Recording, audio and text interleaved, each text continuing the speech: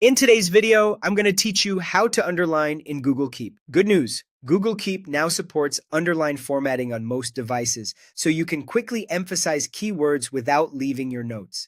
If you've been using Keep for a while, you may remember this wasn't always available, but it's here and it's straightforward to use. On a computer using the web version, open your browser and go to keep.google.com.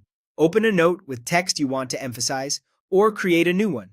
With the note open, highlight the exact words you want to stand out. Look to the bottom toolbar of the note editor and find the Format button, the one with an A icon. Click it to open the formatting options, then choose Underline. The highlighted text is now underlined. Click anywhere in the note to deselect and you'll see the underlines stay in place. If you're someone who loves shortcuts, you may be able to use your browser's built-in underline shortcut, but in Keep, the toolbar method is the most reliable because shortcut support can vary by browser and account. A few important things to keep in mind. Underlining currently works best in regular text notes. In some cases, list items may not show the underline formatting consistently, especially if you're toggling checkboxes on and off. If you don't see the underline option, or if your underlines disappear after you click away, there are a couple common reasons. Your app or browser version might be outdated, so using an up-to-date version can help.